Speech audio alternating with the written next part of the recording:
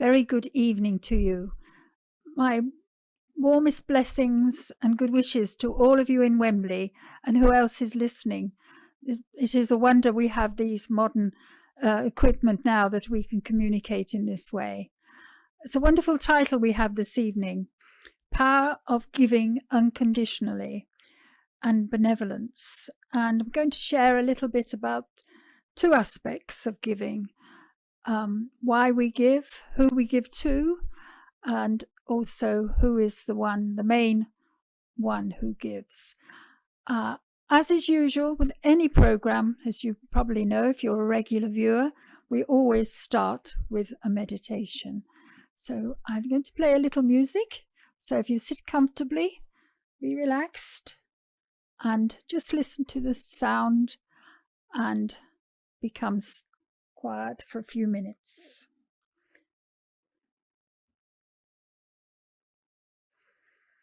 Just bear with me. Shanti.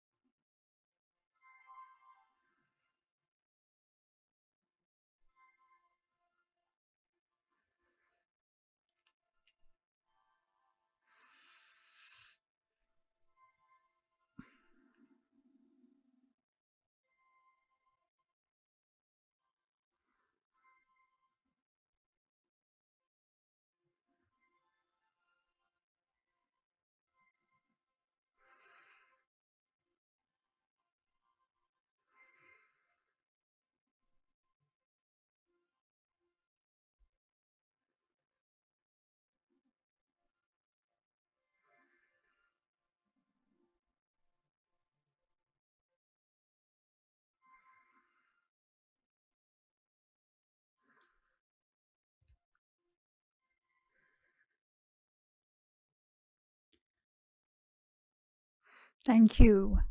I hope you're nice and relaxed. A lovely topic: power of giving unconditionally. According to the Oxford Dictionary, giving has many definitions, but the main one is providing love or other emotional support, caring. So, you who are tuned in tonight, you are, I would say, on a spiritual journey. So you're looking within, you're looking at yourselves to find some order in your life, maybe, or some order in the chaos that we're going through this time in the world cycle. Such interesting times, such strange times that we're having to deal with. And the importance of our inner life, the importance of our inner strength has never been more necessary. When you start the Raj Yoga meditation course, the first lesson speaks about the soul, but also speaks about the nature of peace, and that your original nature is one of peace, and the importance of reminding yourself regularly that your original quality is of peace. A peaceful mind is a stable mind, and definitely we need to be in stability today. So whatever is coming in the future, more upheavals, I'm sure, we have a stable, peaceful mind. So that's what Raj Yoga meditation works on. And we practice every day, sitting quietly, reminding ourselves that I am a soul and I am a peaceful soul. So the inner journey is the most important thing in life that we can be doing at this time. Thinking about giving, there's a Christian phrase, as you give, so you will receive. And I think that's a really good phrase. And what is it actually we are giving? Well, there's another phrase that we use, which is charity begins at home. But I think the home, the inside of my home, this physical form where I live, is something that I need to find out more about, to be more at home with, before I can give unconditionally. It's not an easy thing to give. I have a friend who I've always wanted to give her gifts and things, and she doesn't like to accept them. So being able to receive a gift or being the receiver of giving, sometimes people find great difficulty with. The reason probably is because they are starved of internal love for themselves, alas. So introducing to the first lesson of Raj Yoga is very, very useful to help learn that our original quality is not just of peace, but of love. And there is that wisdom, and there is positivity, purity. So those original qualities of the self are evident and are there in each of us because we're looking for them very strongly.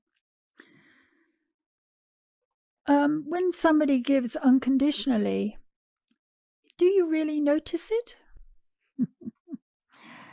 It's a secret thing in a way, isn't it? Giving through their mind, through their thoughts, through their good wishes.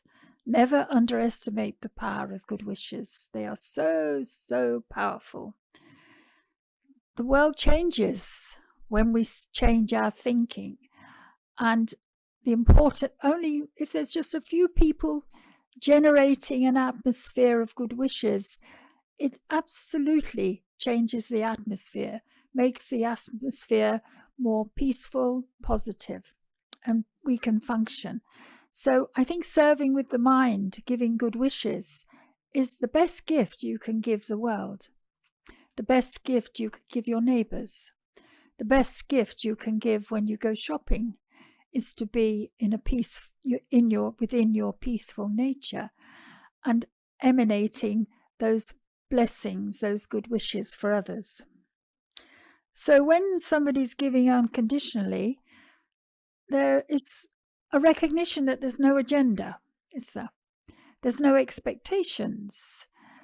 There's nothing wanting to come back. So as I say, it's quite secret in a way, rather beautiful. When I look back in my life and I remember the people that have given to me unconditionally, I recognized it as I get older and more mature. I recognized their support of me in a very gentle way, in a very loving way, and they have contributed to my growth and also my future. It's been my fortune. So never underestimate the power of positive thought, and never underestimate the power of giving. It's a beautiful word, actually, and we don't think about it very often. We talk, what is giving? It is giving a gift. It's giving a gift of your inner strength, your inner support, your inner love, your desire to see something the best for somebody or a circumstance, to see the best of it, to achieve something which is real and alive. But when we start comparing, when we start into the world of competition, what happens is we lose that energy of good thinking. We lose that energy of good wishes. There's no power in it. There's a lovely phrase which I often repeat. Comparison is the thief of joy. Comparison is the thief of joy. a lovely phrase. And when we start comparing, we start to lose our inner energy. The power goes. We give our power to another, or to an object even. So we lose strength, and we become trapped, can easily become trapped. When we're when we're comparing, we become competitive. So important to really realize what you want in your life, how real you want to be in your life, how you want to be a positive person, how you want to have the ability to give naturally. So I have a couple of lovely things to share with you, a couple of lovely poems which have often through the years have supported me. And I'm going to shortly go into another meditation, and we'll think a bit more about how to give unconditionally. What is it I need within myself, in my inner life, to give me that power to give unconditionally? What is it that I need within my life? I ask myself that question. I need love. I need confidence. I need good relationships around me. I need fun. When we're playing games and enjoying ourselves, we're giving of ourselves in a very natural way. So companionship is important in our friendships, and we're giving our support to each other at times when times are difficult. Very, very important, I think, at the moment, that we are very clear about our friends and our friendships and how we live with those. So we'll go into a little meditation now about giving, how to give. I'll guide you through quietly, some gentle words. So I'd like you to relax. Turn your thoughts within. Become still within. Take a deep breath and breathe out. Another deep breath.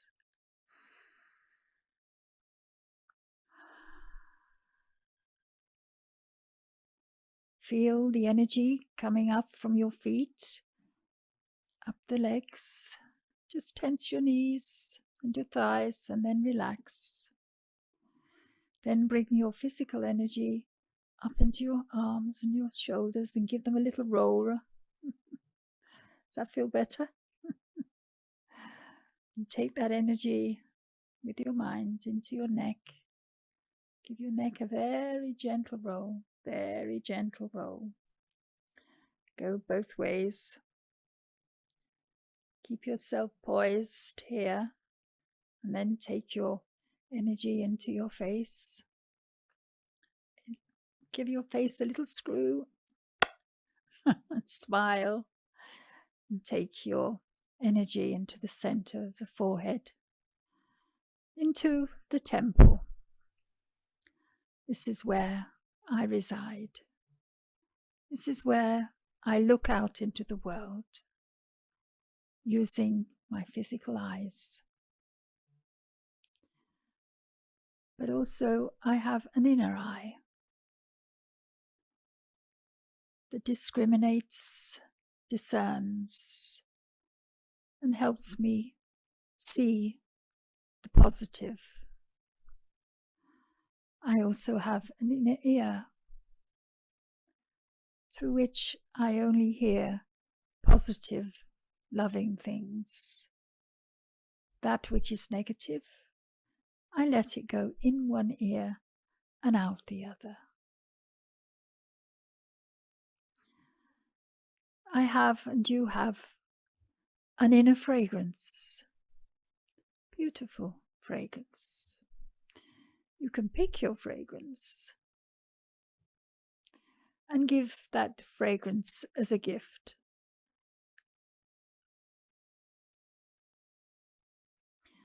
That is your sweetness, your inner sweetness.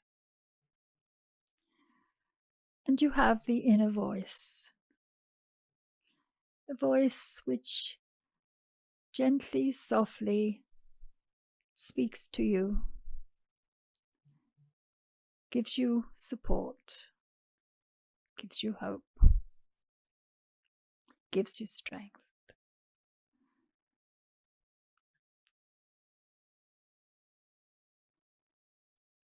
So all these inner qualities are your gifts for the world. And the more I strengthen my inner life, the more I become a positive force of giving, of strengthening others, enthusing others, giving them encouragement. Sometimes just being silent, most times just being silent is the best way to be with your friends and those in need. So let's, for a few moments, just become silent, cool, clear, calm. No thoughts for a few moments. Go deep within.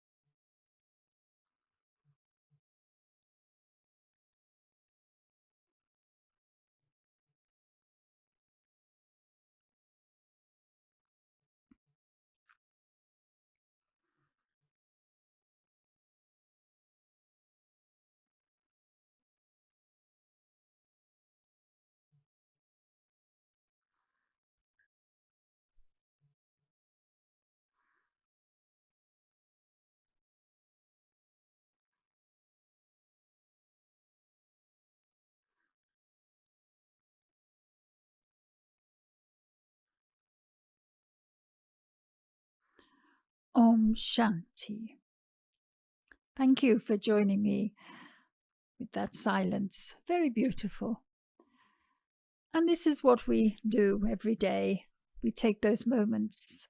I'm sure some of you know about the system of traffic control. When we stop on the hour and sit quietly, stop the flow of thoughts, stop the flow of thinking, and become still and quiet, just for a couple of minutes. It's a good practice, a good discipline, and enables you to start to store those times of silence. And it enables you, your original quality of silence to emerge. Because when we're out of this physical form, we are in a world of silence, a land of silence.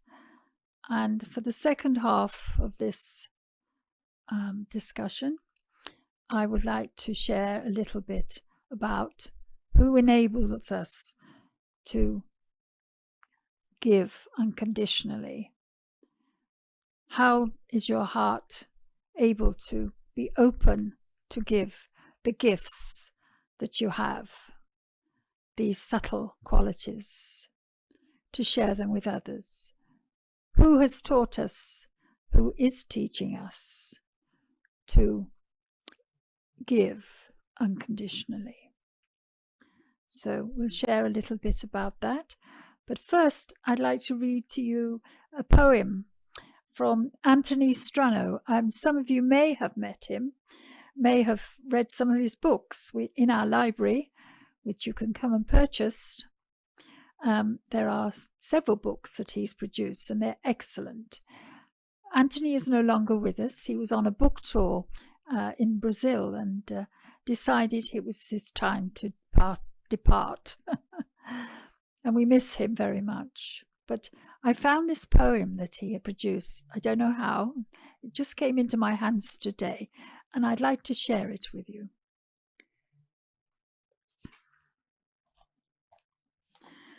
And I was thinking about my thoughts earlier was, who is it enables me to give of my time, to give of my love, to give of my body in service, to give of my thoughts? Who has enabled me to be confident in that? And who is teaching me to do that, to give of myself in a true way? And this poem is called The Lord of Sweetness. And I was thinking about when there is that giving, it's very soft, isn't it? It's very subtle and it's very quiet. So I like this poem because it brings out some of the thinking that I was having earlier. The Lord of Sweetness. Anthony speaking to the Lord of Sweetness. Because you are strong, you are gentle. Because you are determined, you are flexible. Because you are just, you forgive. Because you are silent, you are heard. Your sweetness inspires trust. It heartens me to accept me as I am. Your sweetness deletes the lure to malice. It illuminates kindness. Sweet trust is not blistering, blunt, dogmatic, but kindles a generous glow of kinship, where nothing is counted and measured. All belongs to all, always. I hope you enjoy this little poem. And the one who I think represented was the embodiment of sweetness was Mama. Some of you may have heard her story. Some of you may have read the books on her and listened to her voice even. She left us in 1965, I think it was, and she had a very special role in the Yagya, in the organization, from a very early age. Such were her qualities, the sweetness of the mother, her kindness, her gentleness, that automatically she became the mother. Although her peers were of the same age, very young, such was her mothering qualities that she was given this title by Brahma Baba, the founder of the Brahma Kumaris. And she became Mama, a very gentle, loving soul. But she listened, she heard, she enjoyed her silence. And if you can imagine living with 200 young people, I think that was the number, growing up, all the things that had to be discussed, all the newness, the incredible life that Brahma Baba was living and showing his connection with the Supreme Soul, the example of that sweetness and love in his life. So Mama's role is very important this month because it's her month. She left us on the 24th of June. So we've been revising the words that she shared and speaking to each other about her qualities. She was very, very pure in thought and pure in heart. And if you went to her with a problem, it would be dissipated before you even spoke it. I believe the same happened with Daddy Janky, all the daddies, her peer group, in fact, all those elders, sisters, as they became the daddies.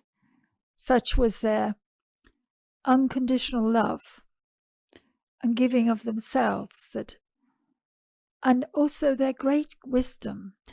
Mama is remembered as Saraswati in the world of devotion, the giver of knowledge, also the giver of wealth, I believe. Very, very wise for one so young, growing up at that time in the world cycle. Anyhow, I'd like to share a little bit more about Brahma Baba and his life and his connection and his connecting with the Supreme Soul, and how the ocean of love, the ocean of peace, the ocean of wisdom was demonstrated through his life. He left us in 69, and he attained a stage which no other human being has attained. And those that spoke of his last few years, and we have heard his voice right up to the last day, could feel this gentle softness in him. That beautiful softness that comes, it's like a sacredness. When I last saw Daddy personally was her last but one visit to London, and we all were called up to collect some almonds from her early in the morning. And when I walked in, she put her arms up to me. This was unusual. And I leant down and I kissed her on her cheek.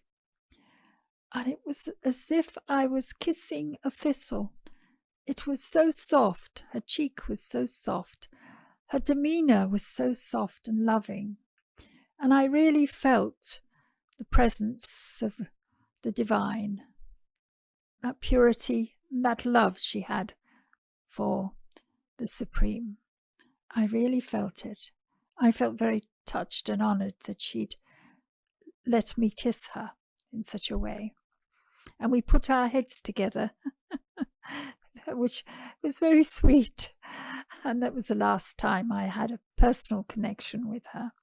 But she radiated softness and love. She was giving that experience of the Supreme Soul, really. I felt that this is what we all want in our lives. We all want that love, and that we all want that loving feeling. We all want to be in that gentleness, relaxed in it, and happy in it. And Brahma Baba really was a walking example of the Supreme Soul. And what was so interesting is he was talked about on Sunday was he didn't have any examples of others. We have the examples of the beautiful daddies and mama, and the stories, all those stories of the early days when they were creating this university.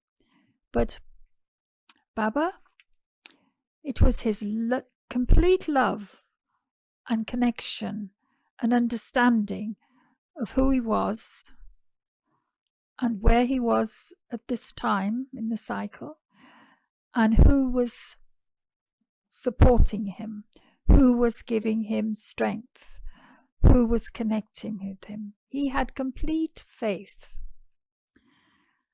And there's a lovely story, which I'll share. Some of you know this story about how in the early days, when they moved to Mount Abu, there was one day when there was no money at all. and there was no flour for lunch. And the sister in charge came to Baba and said it was 11 o'clock and the lunch bell went at 1. And she was, what should we do, Baba? We have no flour. We have no flour. We cannot feed a lot of people. And so he said, don't worry, just wait. And then the postman came and there was enough money had arrived so they could go and buy flour and prepare lunch. He had complete faith, but can you imagine if we had 150 to 200 people to feed at 12 o'clock that day and we had nothing to give them, or nothing of substance to give them? What would we do? Would we have the faith that God would send drama, would be kind, and money would arrive? But he had faith because he said, these are God's children and God will look after them. Interesting story. And it made us think about his faith. And he didn't have any examples to help him understand. It was all his direct connection with the Supreme Soul that enabled him to have this faith. So, wonderful story.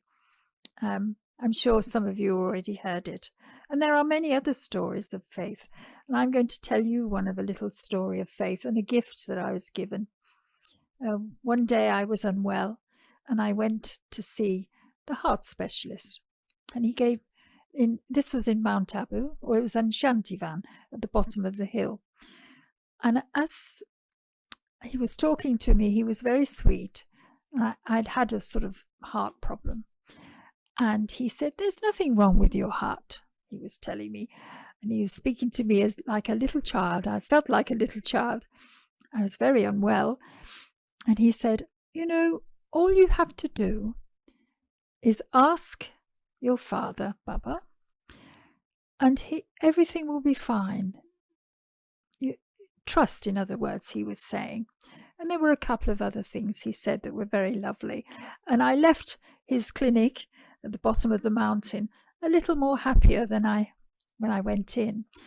But he said, go and get some rest because everybody's gone for lunch. And it was very, very hot. And of course, all I wanted to do was to go to my bed, which was up the mountain. And I walked away thinking, oh, I don't really want to go into a strange place down here. I want to go up to my room in the mountain, the top of the mountain.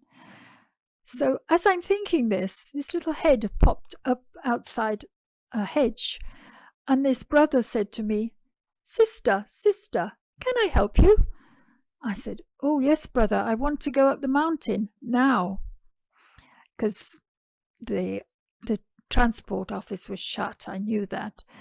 And he said, no problem, sister, just come round here. So I walked around the hedge and there was one of those great big old-fashioned cars, shining, clean, sparkling, very old-fashioned Zephyr type car. It looked like something from one of those cartoons. I think it's the Thunderbirds, where there's this amazing car.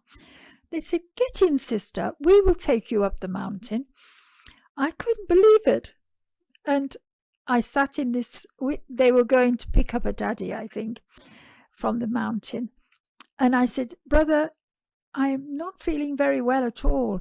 And of course, going up the mountain, it's quite spins round and round and round.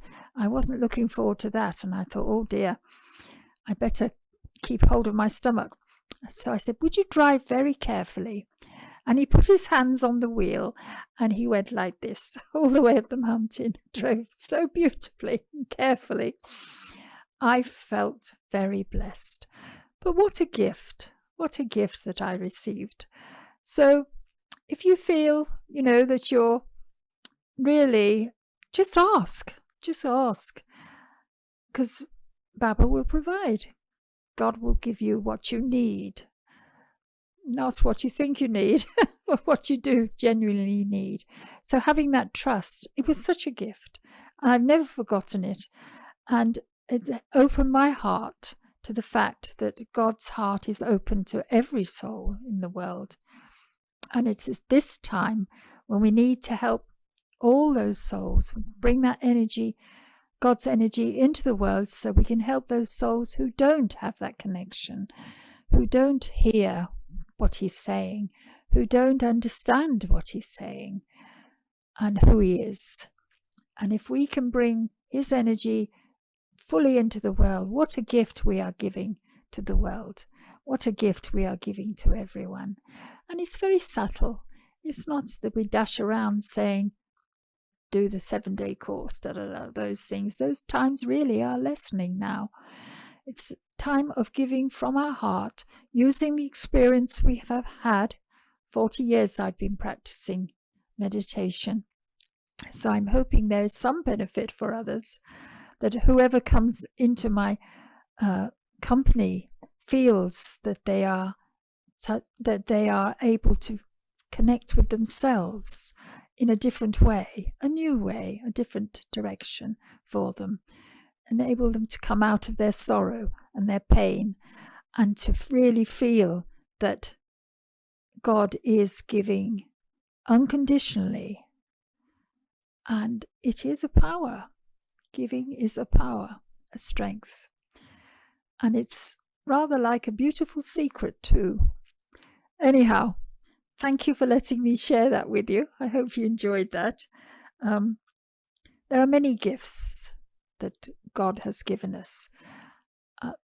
The courses that we have, they're all gifts, aren't they?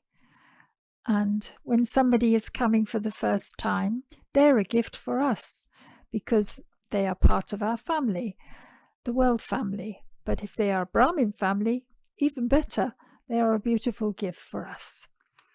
And we can sit and share with them, share the stories of the early days of the yajna and where we are now and what is happening in the world and how we can help. So, giving unconditionally from your heart, opening your heart, is a wonderful thing. The World Parliament Religions are meeting in October, and we're preparing a little work for some panelists for that. And the theme for the World Congress for the World Parliament is opening your hearts. I've forgotten the second part. Opening your hearts with love. Compassion in action. Opening your hearts, compassion in action. Beautiful title. With a very feminine title. I was fortunate to attend the last World Parliament of Religions every 4 years. That was in Toronto, and 6,000 people attended. And it was quite a masculine event, in fact. But I was thinking, this title, that's a gift, isn't it? It's a very feminine title. There'll be much discussion on how opening the heart, the benefits of opening the heart, and to really see compassion in action. I have seen it constantly, actually, in this life. I have been fortunate to see those souls, those great souls like the Daddies, really are compassion in action, giving, giving, giving from their hearts, and still giving in their subtle form, in their angelic form. So we are now at a time at the end of the cycle when exciting things are happening, and our lives will never be dull and have not been dull. So we're looking forward to seeing what are the next scenes in the drama, what the way the world is going. Right, I'm nearly towards the end. I'm just going to share with you a little blessing.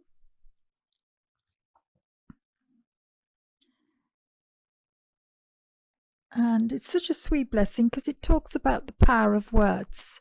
Usually, sometimes our teachings speak about being quiet, not having too much to say. Or we are very good at using the arrows of words, but use the arrows of silence. But this is rather lovely, I thought. Those who donate jewels of knowledge with their words receive the blessing of being master knowledgeful. Each and every word of theirs is very valuable.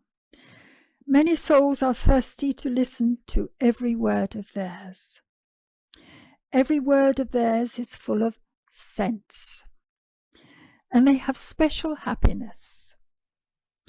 Their treasure stores are overflowing, and this is why they are always content and cheerful. Their words are impressive. By donating words, you develop many virtues in your speech. I thought it was a very beautiful blessing. So, I'm going to finish on a meditation now. We're coming to the end of our time. I hope that's useful for you. And in your giving and your gifting, and there will be loving returns will come, because as you give, so you will receive, most emphatically. Om Shanti. Let's sit quietly for a few moments, or I'll play some music for you.